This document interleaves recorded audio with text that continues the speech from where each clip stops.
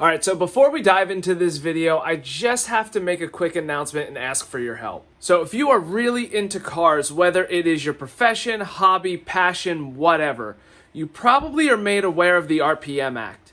And with the EPA starting to really crack down with super strict rules and regulations, most of which affects our aftermarket scene, it is going to start affecting us rodders. SEMA has made a page that allows you to contact your elected officials and ask them to pass the RPM Act. This RPM Act is going to allow us to continue doing what we love to do and what we're super passionate about, modifying our cars.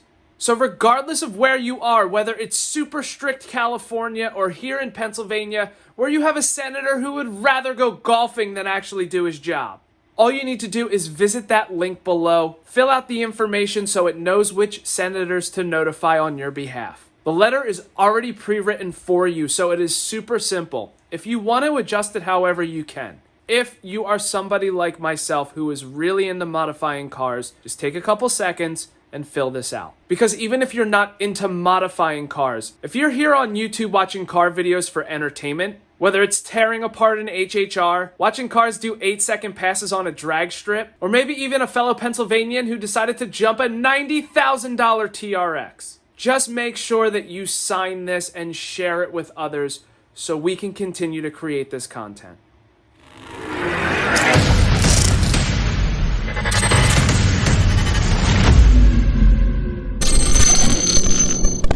What is going on, everybody? Welcome to another video here on the channel where we're finally going to start putting this engine back together. So if you did see that last video, you are aware I took the valve cover off to get a fitting put on it, as well as we have to fix a couple issues with the car. All right, so valve cover is back on, and if we go around to the back, you can see this fitting right here is the one that I had put on. Originally, it was just a press-on fitting that ran to your KO4. Now, since I am running the 257 SXE, there is no port like there was for the KO4. So if you remember from the install video when we did all of this, we actually have this port that allows us to still have that functionality. Now, originally, I had this as a 1/8 NPT to a 4AN. I then have this 1/2 inch opening that went from a 1/2 inch to a 3/8 inch reducer, and then had a 3/8 to 4AN fitting. I actually have this all changed around to a 6AN fitting now. So this is just a 1/2 inch NPT to 6AN reducer.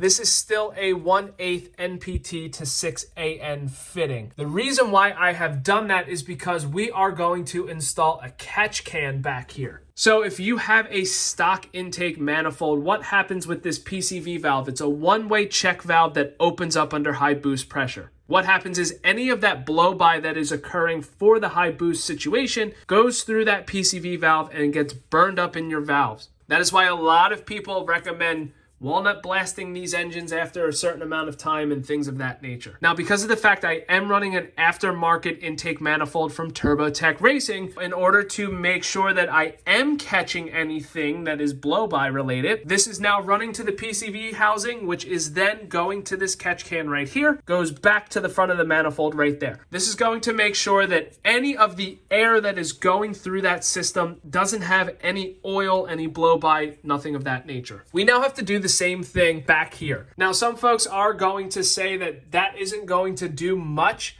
but if you take a look at that original fitting that I had going back here for the air intake, you can see that there was some oil that was blowing by at some point. So whether it is a little bit or a lot, I want to make sure that I'm catching that and not having any oil going through my air intake and then going right into the turbine housing of the turbo. So what I am going to install is a second can from Mishimoto, like this. It's the same exact one as before, and I'm actually going to mount it right here on the side. Now, as you can see here, I got rid of that stock washer fluid giant clear jug over here, and Aaron Hunzinger actually made this little guy for me. Now, because of that, it frees up a ton of space, which makes it perfect to put this little catch can like that. Let's get started and let's get that set up.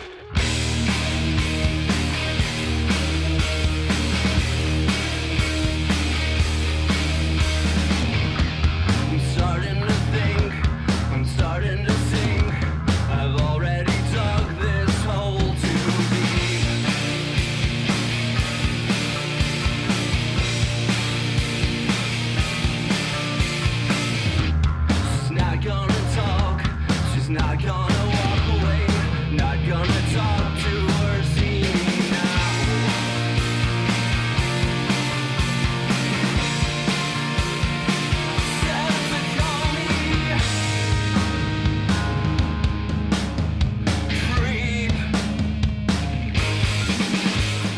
All right, so like I said, these are 6AN fittings from Russell Performance. So got to just make up some hoses. I got this black braided line from Vibrant Performance here. Have plenty of hose left over so we can make these lines up pretty easily. You can see that I have a cut end right here. So what I got to do is just kind of make up a line real quick and then move on from there. All right, so input hose installed, all ready to go. You can see coming off the valve cover there, goes around the back into the input. Now for the output, the thing that I was afraid of is that this is going to get in the way of our air intake. So obviously I could have had this higher, which still wouldn't clear it, because if you look at this here, it's curved. It comes up pretty high with the rest of it. So what I actually have to do is get a 90-degree end fitting, so that way it mounts just like this and connects this way. And then I can actually route the hose to go underneath the air intake across here. Or if I want, I can go around the back and connect here. I'm gonna need another 90-degree fitting back here as well, because that does come straight out, and that is just gonna be way too much. It'll kink the line once we get everything connected. So I have to order those, and then once those come in, we can pick up where we left off. All right, here we are. It's now Sunday, and those additional parts came in. So what you can see, what I have going on here is I actually have a 90-degree fitting and then another 90-degree hose end fitting that allows all of this to connect. So we have the line that is running off the back of the manifold. It goes around back here, goes into the input, and then the output has all of those 90-degree fittings, has that line then running down and into my air intake pipe right here, again with another 90-degree hose end. Now that that is all done, everything that has to get finished up here in the engine bay is now complete. We finally have a 2 catch can setup. So we have the one up here, which is for that back valve cover port. Again, that is what we have for the air intake. If you have the KO4 setup, that goes directly into your KO4. Since I have an S257, like I said before, we have it tapped as close as possible to the turbine housing, since that is a bunch of couplers that are silicone, so that won't really work. Like I said before, also have that catch can set up for up front right there. The next step is to finish putting back together the air intake setup. So we have this coupler from Mishimoto as well. That's what's going to connect to the wine glass fitting, which is another PCV check valve, which goes to the middle port here on the valve cover. So get that hooked up and then be able to move on.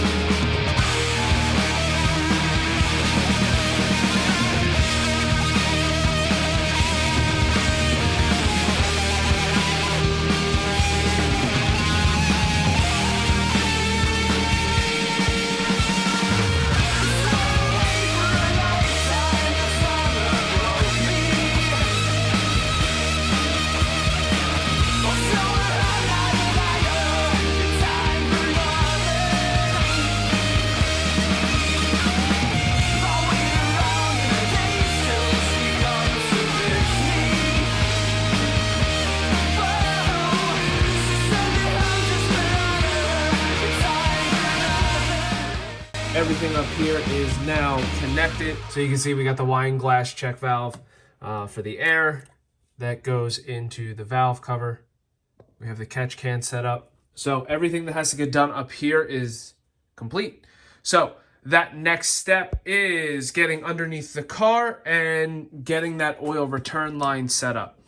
All right, so next day, time to finally set up that oil drain return going from the 257 back into the block of the motor.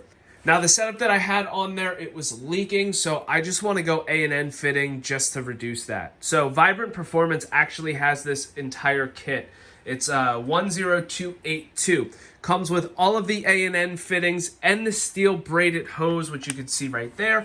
Best part is all of this is E85 compliant, even though we're not using E85 in the car and it's for oil. right? So what I have to do is take this right here, and this is what's going to connect to the turbo. The A&N fitting for it is right here. So probably going to wrap the NPT side with some Teflon tape to put on here, and then I will use some red RTV to put on here as a gasket adhesive, and then secure this to the turbo. Now with this pack from Vibrant Performance, there are going to be some additional things that I will not need. There are some bungs that are attached as well. I'm not doing any welding. I'm not tapping anything into the block, so I don't have to worry about using them. All right, so all set up, ready to go. Got to add some red RTV here to the bottom. While it's still wet, I will attach it to the turbo and then just finger tighten the bolts top and bottom. And then you just got to let it sit and dry. Then I can torque to spec. All right, underneath the car, there it is, all ready to go. Finger tight, just gotta let that dry. It says you're supposed to wait an hour, so we'll wait and then tighten the specs. Once that's done, then we can start prepping the line to attach from there. Oh, there it is. So the line has to go from that fitting, which is up there, and to the fitting in the block.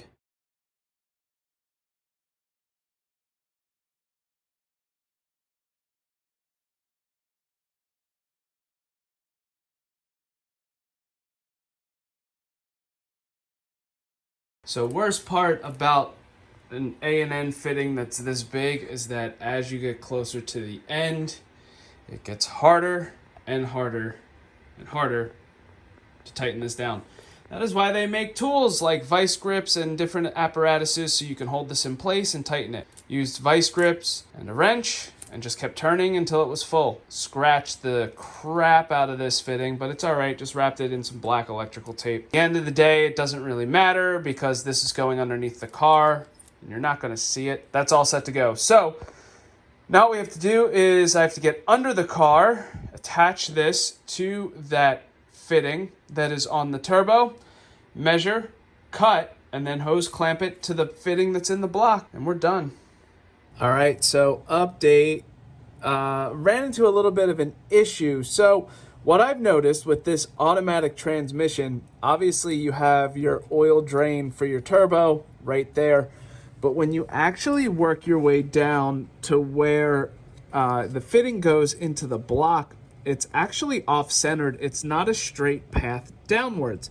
So the issue that I was running into was actually getting that stainless braided line to work properly to make that connection. So what I had to do is get a 1/2-inch NPT to 10AN 90-degree fitting to come off the turbo, and then the actual hose is a 45-degree fitting, which is connected, and then that runs down over the transmission and into the block there. Because there was only one company that made a block fitting with a 10AN, they unfortunately discontinued it. So the only option I had was to get the fitting from Over the Top Performance, force the hose onto place, and put a hose clamp there. That should work. And now I have to find a coolant leak. So I'm noticing that a very, very small bead of coolant ends up collecting right here and dripping onto the floor. And looking around, I don't really see it. And I'm having a difficult time trying to find where it would be. The only thing I can think of is that the braided lines that we are using for the actuator are leaking. Because I am water cooling my actuator, which is at the end of the day coolant, there could be a leak somewhere which is causing it to just slowly drip down. The good news is that that fitting is finally done with an AN fitting, so hopefully that no longer is going to spew oil. Looking from this side, it might be pretty difficult to see. There we go. So you can see that stainless braided line. It's not kinked in any way. It's actually a nice straight line going to that fitting, which can't really see, but the fitting is actually right here. So there's your fitting. You can see it runs down to the block as hard as this is because it's a very small window and I'm under the car. I think that's going to work. just because of the fact that nothing is kinked. I found the leak. You can't see it from here because I can't get my phone for you to actually see. But the line that runs off of the actuator into the block for coolant, the fitting is actually leaking.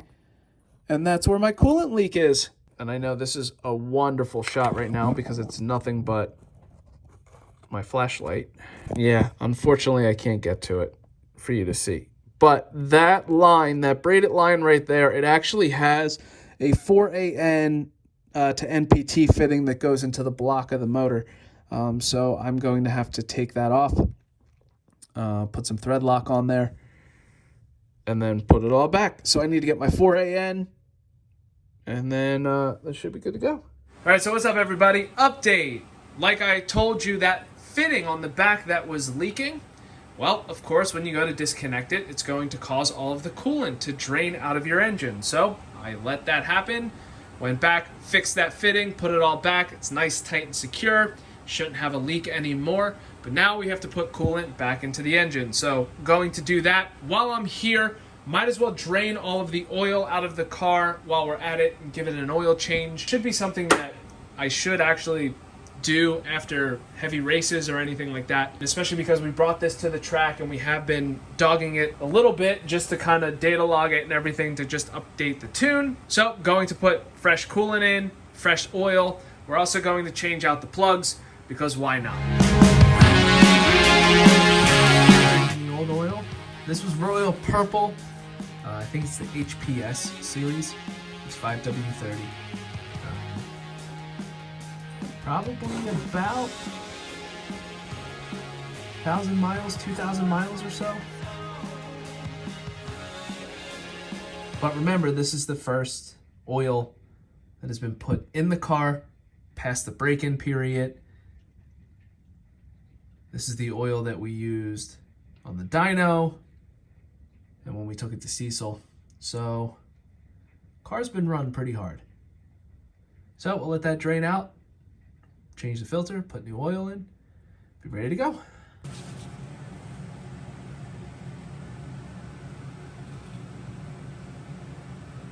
Yeah, I mean, looks like oil that's been run through an engine, right? All right, so filter's out, looks pretty good.